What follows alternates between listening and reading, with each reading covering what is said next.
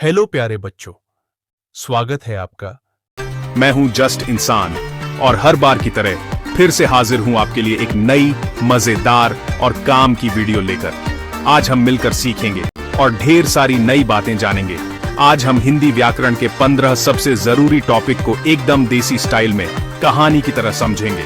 कोई boring lecture नहीं, कोई भारी भरकम किताबें नहीं, बस मजेदार किस्से, आसान उदाहरण और आपकी अपनी भाषा में। कई लोग कहते हैं व्याकरण सिर दर्द है, संज्ञा, सर्वनाम, काल, कारक सब गड़बड़, किताबें देखकर ही पसीना आ जाता है और समझ में कुछ नहीं आता। पर आज सब आसान कर दूंगा। आपको लगेगा कि व्याकरण भी मस्ती में सीखा जा सकता है। डरने की कोई जरूरत नहीं है, बस ध्यान से सुनो और मजे लो। स्वर, व्यंजन से लेकर पर्यायवाची, विपरीतार्थक तक सब कुछ बिना किताबी झंझट के समझेंगे। हर टॉपिक को ऐसे समझाऊंगा कि आप कभी भूल नहीं पाओगे। एक एक चीज भेजे में फिट हो जाएगी। आप खुद कहोगे, अरे ये तो बहुत आसान था। तो भाई कुर्सी की पेटी बांध लो, पॉपकॉर्न ले आओ और अपने दोस्तों को भी बुला लो, ताकि सब मिलकर सीखें और मजे करें। वीडियो को आखिर तक देखना, क्योंकि हर सेकंड में कुछ नया मिलेगा। अगर नोटबुक है तो निकाल लो और अगर नहीं है तो कोई बात नहीं, बस ध्यान से देखो। तो चलिए शुरू करते हैं आज का ज्ञान। तैयार हो जाओ, क्योंकि आज हिंदी व्याकरण का डर हमेशा के लिए खत्म होने वाला है। चलिए आज हम जानेंगे आवाज के जादू के बारे में और सबसे पहले बात करेंगे स्वर की। हिंदी भाषा की नींव स्वर अक्षरों पर टिकी है। ये वे ध्वनियां हैं जिनके बिना कोई भी शब्द पूरा नहीं हो सकता। जिन अक्षरों को बोलने के लिए किसी और अक्षर या सहारे की जरूरत नहीं होती, उन्हें स्वर कहते हैं। जैसे आ, ई, ऊ, इनका उच्चारण अकेले ही हो जाता है, बिना किसी सहायक ध्वनि के। हिंदी में कुल 11 मुख्य स्वर होते हैं, जो हर शब्द की आत्मा है। ये स्वर हैं आ, ई, ऊ, आर, ए, ओ। हर स्वर की अपनी अलग पहचान और ध्वनि है, जो शब्दों को सुंदरता और स्पष्टता देती है। कुछ लोग अन और अह को भी स्वर मानते हैं, लेकिन पारंपरिक रूप से 11 ही स्वर माने जाते हैं। ये 11 स्वर ही हिंदी भाषा की बुनियाद है। उच्चारण में भी फर्क होता है। अ का उच्चारण छोटा और जल्दी होता है, जबकि आ को बोलते समय आवाज लंबी खींची जाती है। इन स्वरों को 2 भागों में बांटा गया है। छोटे स्वर जैसे अ, ई, ऊ, आर, ये जल्दी और संक्षिप्त बोले जाते हैं, और बड़े स्वर आ, ई, ऊ, ए, ओ। इनका उच्चारण थोड़ा लंबा और स्पष्ट होता है, जिससे शब्दों में मिठास और गहराई आती है। तो ये है स्वरों का अद्भुत खेल, जो हमारी भाषा को जीवंत और रंगीन बनाता है। स्वर सीखना भाषा की पहली सीढ़ी है। आइए इस जादू को महसूस करें। अब आते हैं व्यंजन पर। हिंदी भाषा में स्वर और व्यंजन का रिश्ता बहुत खास है। स्वर जैसे राजा हैं, तो व्यंजन उनकी प्रजा। ये अकेले नहीं बोले जा सकते, इन्हें स्वर की जरूरत होती है।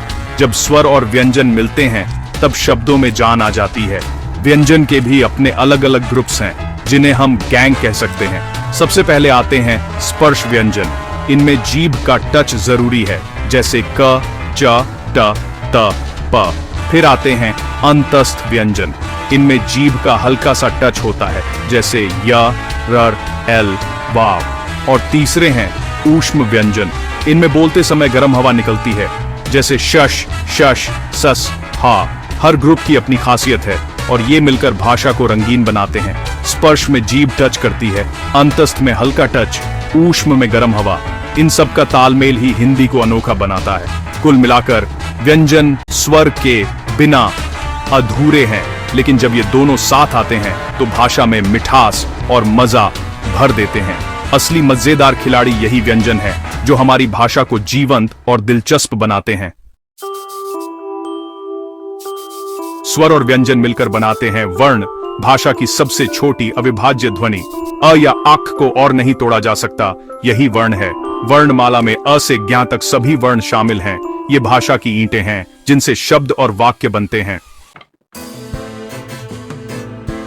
वर्णों को जोड़ो, बनता है शब्द, लेकिन सार्थक होना जरूरी है। कमल में 3 वर्ण हैं और इसका मतलब है शब्द बनाने के तरीके। उपसर्ग शुरू में जोड़ना, प्रत्यय आखिर में जोड़ना, या 2 शब्द मिलाकर नया शब्द बनाना। यही है शब्द रचना। शब्दों से बनता है वाक्य, शब्दों की बारात। सही क्रम में शब्द रखो, पूरी बात समझ में आती है।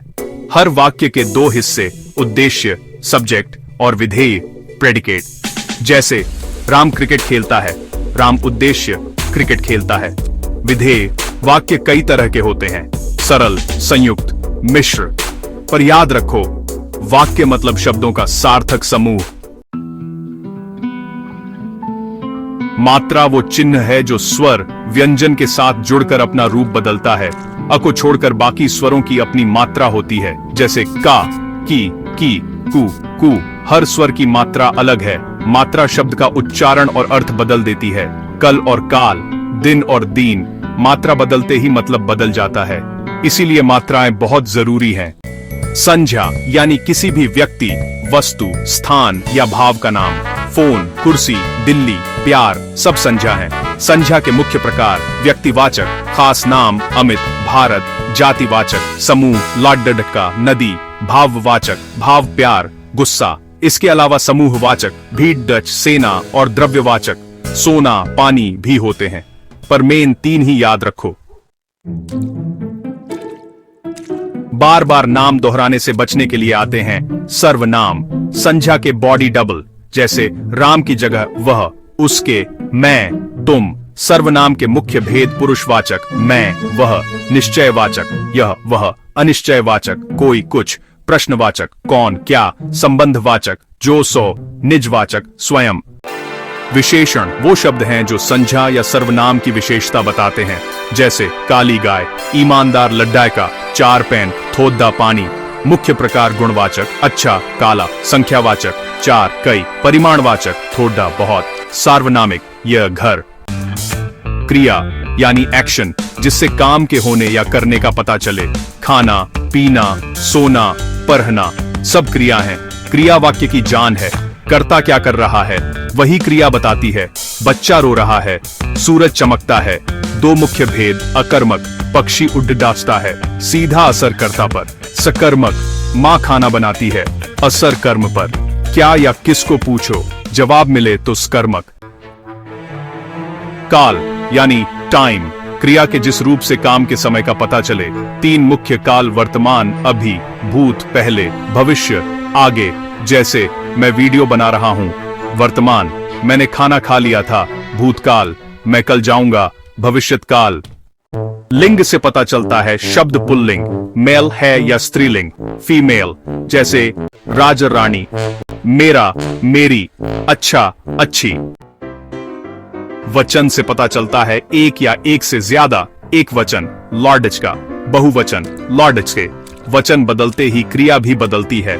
पुल्लिंग में आ का ए, स्त्रीलिंग में आ का ए, ई का या, जैसे लड़की, लड़कियामो, किताब, किताबें। कारक वाक्य में संज्ञा सर्वनाम का संबंध क्रिया से बताता है। ये वाक्य के शब्दों को जोड़ने वाली गोंद है।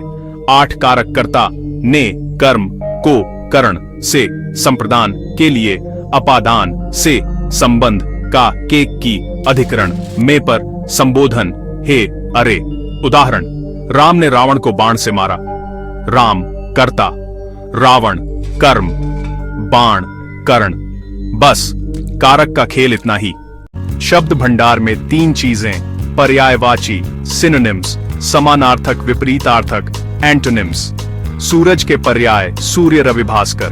पर्यायवाची और समानार्थक में फर्क है, हर जगह एक दूसरे की जगह नहीं आ सकते। विपरीतार्थक, दिन रात, अच्छा बुरा जीत हार। हिंदी भाषा देवनागरी लिपि में लिखी जाती है और यह संस्कृत, प्राकृत और अपभ्रंश से विकसित हुई है। तो विराम चिन्ह वाक्य में ठहराव, प्रश्न, भाव और स्पष्टता लाने के लिए विराम चिन्ह उपयोग होते हैं। क्रिया विशेषण जो शब्द क्रिया की विशेषता बताए वह क्रिया विशेषण कहलाता है। जैसे वह धीरे चलता है। जो शब्द रूप बदलने पर भी नहीं बदलते उन्हें अव्यय कहते हैं। जैसे आज, कल, ऊपर, नीचे। अनेक शब्दों के लिए एक शब्द जिनके लिए पूरा वर्णन होता है उन्हें एक शब्द में कहा जाता है। एकार्थक जिनका एक ही अर्थ हो, जैसे दिल्ली एक शहर। अनेकार्थक जिनके अनेक अर्थ हो, जैसे कल, बीता दिन, आने वाला दिन। तो भाइयों बहनों, देखा, हिंदी व्याकरण कोई हौवा नहीं है।